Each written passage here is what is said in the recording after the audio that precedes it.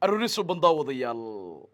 haddii aad Soomaaliya ku sugan tahay waxa ay ku tahay xilli aroor ah haddii aad joogtid wadamada caalamkana waxa laga yaabaa inay ku tahay xilli kale oo aan aroor ahayn waqti walbo ay ku tahay wanaagsan ayaan ku leenahay waa aroornimo jimco ah dadka qaarna laga yaabo in ay ka nasanayaan shaqooyinka caadiga ah laakiin waxaan rabaa inaan ku soo gudbiyo xog iyo macluumaad degdeg ah oo soo kordhay intii aad hurdaysay qodobada xasaasiga ah ee wararkeena aroornimadkan aad ku daawan doontaan waxaa qayb ka noqonaya xildhibaan Jacfar iyo saraakiil ciidan oo ka soo jeeda beelweynta Muruusade oo xalay ciidankii ugu badnaa ku daadiyay degmada Daynile xilli ay taagan tahay xiisadii dagaalka ka dhalatay ee Warlalis waxaan kula wadaagi doonaa xogo iyo macluumaad culus oo arrintan ku aadan iyo dhaqdhaqaaqyo culus oo ay bilaabeen ciidanka beelweynta Muruusade ee xilligan lagu arkay qaybo badan oo ka mid ah degmada Daynile ee gobolka Banaadir kuwaasi oo wali difaacanaya dhulkii danta guud ee la doonayay in shacabka xaafadda Warlalis laga kiciyo dowladda federaalka Soomaaliya ay soo saartay warqad lagu joojiyay dhammaan banaynta iyo dib u habaynta dhulka danta guud waxaan kula wadaagi doonaa xogo iyo macluumaad degdeg ah ciidankan oo gaaf wareegaya qaybo badan oo ka mid ah degmada Daynile xaaladda oo kacsan dhaqdhaqaaqyadii ugu cuslaa oo saaka mar kale la dareemayo xog faahfaahsan oo arrintaasi ku saabsan ayaan kuu soo gudbin doonaa qodobada kale wararkeena aad ku daawan doontaan haddii Allah uu dal u raali ka noqdo waxaa qayb ka noqonaya General Saadaq John iyo ciidamo uu hogaaminayo oo isku dhiibay mucaaradka iyo madaxweyne Xasan Sheekh Maxamuud oo la kulmay dhabarjabkii ugu xooganaa kadib markii ay garabkiisa baneeyeen siyaasiyiin badan oo ka soo jeeday beelweynta Habargidir kuwaasi oo laf dhabar iyo miisaan culus u ahaa madaxweyne Xasan Sheekh Maxamuud dawladdiisa haddaba maxaa keenay xilligan in Saadaq John saacadihii ugu dambeeyay uu kala wareego sidoo kalena uu markaasi iska dhiibo xubnaha mucaaradka garabkooda waxaan kula wadaagi doonaa xog iyo macluumaad arrintaasi ku aadan iyo dhaqdhaqaaqyadii ugu cuslaa oo xilligan mucaaradku ay bilaabeen oo hormuudka uu yahay madaxweynihii toddobaad ee Jamhuuriyadda Federaalka Soomaaliya Sheekh Shariif Sheekh Axmed qodobada kale wararkeena aad ku daawan doontaan haddii alla laga helo waxaa qayb ka noqonaya dowladda federaalka Soomaaliya oo diyaarisay ciidamo iyo diyaarado dagaal oo loogu talagalay in ay ka hortagaan dibadbaxyada ka dhanka ah dowladda ee dhawaan mucaaradku ay ku dhawaaqeen kuwaasi oo la sheegay in ay ka qayb gali doonaan 20,000 oo qof oo ka soo horjeeda dowladda madaxweyne Xasan Sheekh Maxamuud waxaan kula wadaagi doonaa macluumaadkii ugu dambeeyay iyo dhaqdhaqaaqyada culus ee ka dhanka ah dowladda federaalka Soomaaliya iyo barnaamijyada xilligan ay wadaan mucaaradka ciidamadii xakamayn lahaa oo la diyaariyay iyo dowladda oo xilligan doonaysa in diyaaradaha dagaalka xitaa ay ka soo daadiso sunta dadka ka ilmaysiisa ee la doonayo in lagu kala ciiriyo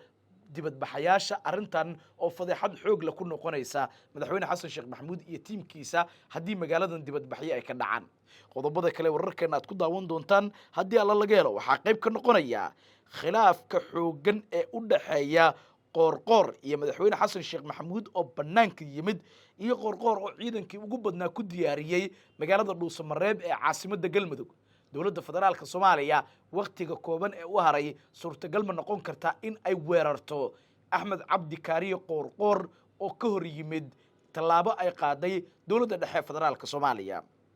waxaan kuu soo gudbin doonaa macluumaadkii ugu dambeeyay ee arrintan la xiriira iyo dhaqdhaqaaqyada culus ee xilligan soconaya ee arrimahaasi ku aadan qodobada iyo qodobo kale iyo wixii nagu soo kordha ayaa daawan doontaan haddii aad nagu cusub tahay waxaan ku leenahay fadlan nagu soo biir like sar muuqaalka subscribe bogan si aad uga mid noqoto saaxiibada halkan joogtada uga helaya wararka warbixinada iyo macluumaadka mar walba aan halkan idinkugu soo gudbinayno soo dhawaada daawadayaal mar kale waxaan idin leenahay arooriyo suuban waa aroornimo jimcaha tirada taariikhduna waxa ay ku beegan tahay 8 bisha markaasi afraad ee Abriil 2026 soo dhawaada daawada waa bisha shanaad ee May 2026 soo dhawaada daawadayaal qaybaha ugu horeeya ee wararkeena ayaan ku bilaabaynaa saraakiil ciidan iyo xildhibaan Jacfar oo ka mid ah xildhibaanada sida weyn uga soo horjeeda dowladda uu hogaamiyo madaxweyne Xasan Sheekh Maxamuud ayaa ciidankii ugu badnaa waxa ay dhigeen degmada dayniile ee gobolka banaadir iyadoo weli ay taagan tahay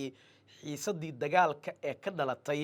xaafadda warlaliska dadka shacabka ah ee la doonayay in dowladda federaalka soomaaliya ay ka kiciso dadkaasi iyadoo durbadiiba lasoo saaray warqad lagu joojinayo guud ahaanba dib u habaynta iyo bannaynta dhulka danta guud ee ku yaala magaalada muqdisho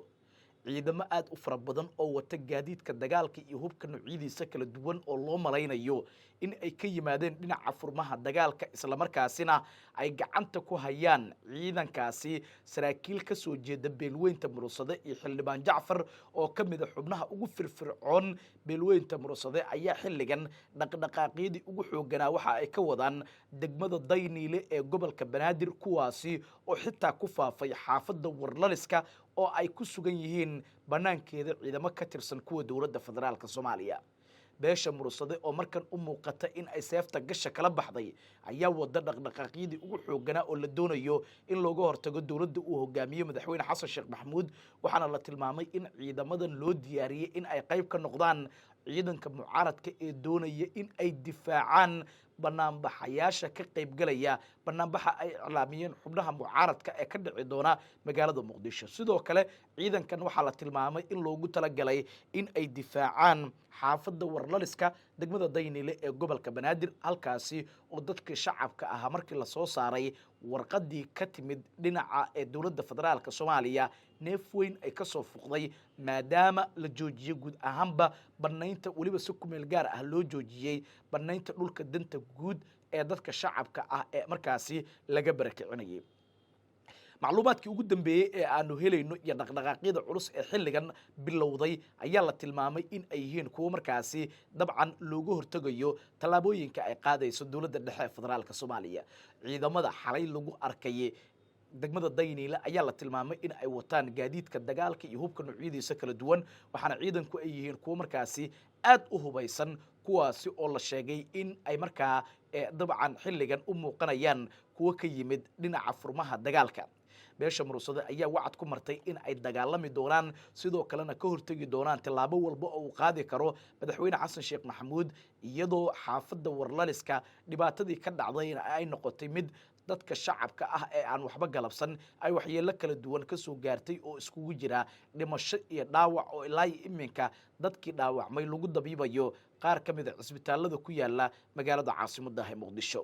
xogaha iyo macluumaadka aanu helnay ayaa tilmaamaya in ciidamada lagu soo bandhigay degmada dayniile ee gobolka banaadir ay yihiin kuwo markaasi aad u hubaysan sidoo kalena xildhibaan jacfar iyo saraakiil kale oo ciidan oo ka soo jeeda beelweynta murugsade oo ay qayb ka yihiin xildhibaan dayax iyo sidoo kale xildhibaan markaasi faa'iise jiite ayaa la tilmaamay in ay ciidankan la hadleen sidoo kalena ay ku dhiirigeliyeen in ay qaadaan tallaabooyin culus oo looga hortegi karo dhinaca dowladda federaalka soomaaliya aagga degmada dayniile xaafadda warlaliska iyo qaybaha degmadaasi ay ka kooban tahay waxaa la tilmaamay in ay isku gidaameen ciidankan oo aan loo ogolayn xataa in ay ciidamada dowladda federaalka soomaaliya halkaasi gudaha u galaan sida macluumaad aanu helayno ay warinayaan wararkii ugu dambeeyey ee ka imaanaya degmada dayniile ayaa ku waramaya in ciidamadu ay isku faafiyeen xaafado badan oo ka tirsan degmada dayniile oo ay doonayaan in ay markaasi dhaqdhaqaaqyadii ugu xooganaa oo dhinaca ciidanka ah ay ka fuliyaan ciidankii ka tirsanaa haram cad ee watay gaadiidka dagaalka iyo hubka noocyadiisa kala duwan ee gaaray shalay gudaha degmada dayniile ayaa la tilmaamay in ay dib u soo laabteen kadib markii dowladda federaalka soomaaliya ay amar ku bixisay in ciidamadaasi dib ay u soo laabtaan sidoo kalena la joojiyey dhammaan dhulkii danta guud bixintiisa iyo sidoo kale ka barakicinta dadka shacabka ah ee markaa ku dhaqnaa dhulka danta guud dowladda uu hogaamiyey madaxweyne xasan sheekh maxamuud ayaa xilligan u muuqanaysa in ay markaasi la kulmayso cadaadisyadii ugu xooganaa oo kaga imaanaya dhinaca beesha caalamka iyadoo markaasi si ku meel gaar ah maamulka madaxweyne xasan sheekh maxamuud ay u joojiyeen arinta la xiriirta dhulka danta guud sidoo kalena la tilmaamay in dhulka danta guud uu noqonayo mid markaasi dabcan xilligan wixii ka dambeeyay si ku meel gaar ah hakad ugu jira xubnaha beesha caalamka ayaa la tilmaamay in ay cadaadis xoogan ku saareen dowladda madaxweyne xasan sheekh maxamuud in ay markaasi joojiso qayladhaanta iyo cabashada xoogan ee kasoo yeeraysa dowladda waa xubnaha ee markaasi dabcan dadka shacabka ah ee maalmihii ugu dambeeyey aad baraha bulshada uga hadlayay sidoo kalena qayladhaan ka muujinayay kicinta iyo sidoo kale dhulka ay degan yihiin ee danta guud kuwaasi oo dowladdu ay ku amraysay in ay markaasi banneeyaan qaarkoodna la duldhigayay ciidamo aad u fara badan oo loogu talagalay in ay qayb ka noqdaan markaasi kuwa dhulka danta guud ka kicinaya dadka shacabka ah cagafta madaxweyne xasan sheekh maxamuud ayaa xilligan noqonaysa howlgab kadib markii si kumeel gaar ah loo hakiyey inkastoo aan la ogeyn in cagaftu mar kale ay dib usoo labakaclayn doonto dibna dowladda federaalk soomaaliya ay u bilaabi doonto in dhulka danta guud ay ka kiciso dadka shacabka ah ee markaasi muddada dheer deegaansanayay iyadoo arrintaasi doodii ugu xooganeed ee ka dhalatayna xilligan ay haraysay xafiiska madaxweyne xasan sheekh maxamuud ee xilligan muddo xileedkiisu uu gabagabada yahay 15 mayna mucaaradku iyo shacabkaba ay u diyaarsan yihiin in ay ugu dhawaaqaan madaxweynihii hore ee jamhuuriyadda federaalk soomaaliya haddaba wixii kusoo kordha dhaqdhaqaaqyadan culus waxaan idinkula wadaagi doonaa wararkeenna iyo warbixinadeena soo socda haddii allaha ugu dalo uu raalli ka noqdo markana generaal saadaq john iyo ciidamo uu hogaaminayo ayaa isku dhiibay mucaaradka iyadoo madaxweyne xasan sheekh maxamuudna xilligan uu la kulmayo dhabarjabkii ugu xooganaa kadib markii garabkiisa ay banneeyeen siyaasiyiin badan oo ka soo jeeda beelweynta habargidir oo ugu dambeeyey generaal saadaq cumar xasan saadaq john oo ka soo jeeda beelweynta habargidir kaasi oo bartiisa qoraal uu soo dhigay ku caddeeyey in uusan markaasi dabcan xilligan kasii mid ahaan doonin maamulka uu hogaaminayo madaxweyne xasan sheekh maxamuud saadaq john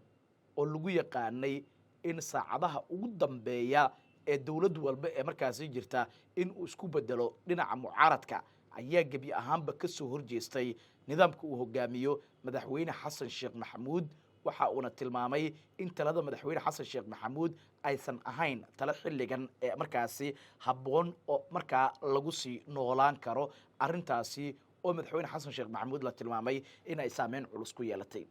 intaa wixii ka dambeeyey ciidamo aad u fara badan oo uu hogaaminayo generaal saadaq john iyo sidoo kale xubnaha mucaaradka ayaa la tilmaamay in ay xalay kulan deg deg ah ku yeesheen guriga madaxweynihii toddobaad ee jamhuuriyadda federaalk soomaaliya sheekh shariif sheekh axmed halkaasi oo buddhig iyo saldhig weyn u noqotay xubnaha mucaaradka ah ee sida weyn uga soo horjeeda dowladda madaxweyne xasan sheekh maxamuud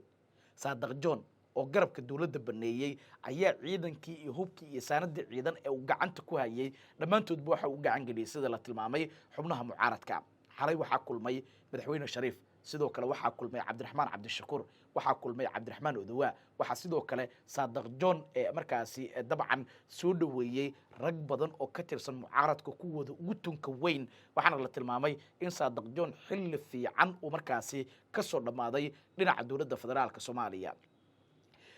waxaa baraha bulshada aad markaasi la iskula dhex marayay hadal uu jeediyey madaxweynaha jamhuuriyadda federaalk soomaaliya mudane xasan sheekh maxamuud kaasi oo ahaa in saadaq john uu ka baxay dhiiqo uu dhex fariisiiyey madaxweynihii isaga ka horreeyey maxamed cabdilaahi maxamed farmaajo arrintaasi oo la tilmaamay in ay noqotay mid markaasi dabcan siyaabo kala duwan dadku ay uga falceliyeen marka uu leeyahay nimaa ka baxay saaka waddadiisina inaad raacdid ayay habboon tahay markaasi oo ku hadlayey ama uu la hadlayey taliyihii ciidanka ee markaasi gobolka banaadir allah u naxariiste farxaan qaroole oo markaasi geeriyooday sanadkii 2022 macluumaadkii ugu dambeeyey ee la helay ayaa tilmaamaya in saadaq john xilligan si cad uga soo horjeestay dowladda uu hogaamiyey madaxweyne xasan sheekh maxamuud arrintaasina waxaa la tilmaamay in ay noqotay mid siyaabo kala duwan ay markaasi dadka uga falcelinayaan sidoo kalena ay markaasi madaxweyne xasan sheekh maxamuud xilligan la tilmaamay in ay shacabku ay markaasi ku durayaan sidoo kalena markaa madaxweyne xasan sheekh maxamuud arrintaasi ay ku noqotay utuntii ugu xooga badnayd oo markaa soo wajahda xilligan maadaama rag badan oo markaasi ka soo jeeda beelweynta habargidir xilligan ay baneeyeen xubnaha mucaaradka waa garabka madaxweynaha jamhuuriyadda federaalk soomaaliya mudane xasan sheekh maxamuud xogaha iyo macluumaadka aanu helayno ayaa waxa ay tibaaxayaan ama ay caddaynayaan in ay soconayaan dhaqdhaqaaqyadii ugu xooga badnaa oo dhinaca dagaalka ah isla markaasina dabcan looga hortegayo tallaabooyinka ay qaadi karaan xubnaha ee markaasi ka soo horjeeda dowladda uu hogaamiyo madaxweyne xasan sheekh maxamuud wararka iyo macluumaadka hadda aanu helayno ayaa waxa ay sidoo kale muujinayaan in xildhibaan Saadaq John oo markaasi hadda ka mid ahaa xildhibaanada baarlamaanka federaalka Soomaaliya in uu gabi ahaanba markaasi isku dhiibay xubnaha mucaaradka ah ee ka soo horjeeda dawladda uu hogaamiyo madaxweyne xasan sheekh maxamuud arrintaasina ay muujinayso in ay soconayaan dhaqdhaqaaqyadii ugu dambeeyay oo dhinaca ciidanka ah haddaba wixii ku soo kordha oo wararkeena iyo warbixinadeena soo socda ayaad ku daawan doontaan haddii Allah ugu daleh uu raali ka noqdo wahagaag wali wararkeena ayaa daawanaysan saaxiibayaal waqti wacan ayaan idin leenahay meel walba aad joogtaan markana dawladda federaalka Soomaaliya ayaa diyaarisay ciidamo iyo diyaarado dagaal oo loogu talagalay in ay ka hortagaan dibadbaxyada ka dhanka ah dawladda federaalka Soomaaliya ee la doonayo in ay ka dhacaan magaalada caasimadda ah ee Muqdisho macluumaadkii ugu dambeeyay ee la helayo ayaa tilmaamaya in 20,000 oo markaasi shacab ah in ay xilligan diyaariyeen mucaaradka Soomaaliya kuwaasi oo la doonayo in ay ka qayb galaan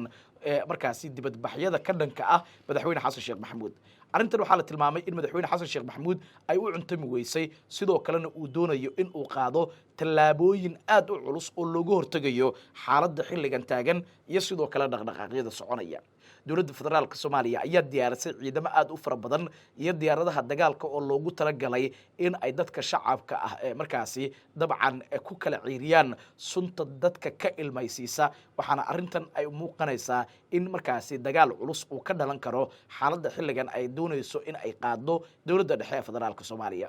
shacabkii ugu badnaa oo iskugu jira dadkii laga barakiciyay dhulka danta guud siyaasiyiin dhalinyaro iyo qaybaha kala duwan ee bulshada ayaa xilligan iska diiwaan geliyay dhinaca mucaaradka iyaga oo doonaya in ay si toos ah uga qayb qaataan banaanbaxyada la tilmaamay in ay markaasi ka dhan yihiin dawladda dhexe ee federaalka Soomaaliya ee lagu qaban doono magaalada caasimadda ah ee Muqdisho macluumaadka hadda aanu helayno ayaa sidoo kale waxa ay cadeynayaan in dadka shacabka ah la diyaariyay liiskooda tirakoob ay ku sameynayaan xubnaha mucaaradka dawladuna ay ka warhayso dhaqdhaqaaqyada xilligan soconaya arrintan waxaa la tilmaamay in madaxweyne xasan sheekh maxamuud fadeexad xoogan ay ku noqon karto haddii uusan ka hortagin iyadoo tallaabooyinka ay qaadayso dawladda uu hogaamiyey madaxweyne xasan sheekh maxamuudna xilligan la tilmaamay in ay yihiin kuwo markaasi aad u sii cuslaanaya maadaama dawladdu ay rabto in ay ka hortagto shacabka caraysan iyo dadka doonaya in ay afkaartooda soo bandhigaan oo mucaaradka ay hormuudka u yihiin 10 bisha May oo madaxweyne xasan sheekh maxamuud uu iclaamiyay in ay dhacaan markaasi arrimaha la xiriira wada hadallada xubnaha mucaaradka iyo dawladda dhexe ee federaalka Soomaaliya ayaa taasi bedelkeeda mucaaradku waxay ugu bedeleen in ay markaasi dhigaan barnaamijyo waaweyn oo iyaga soo horjeedaan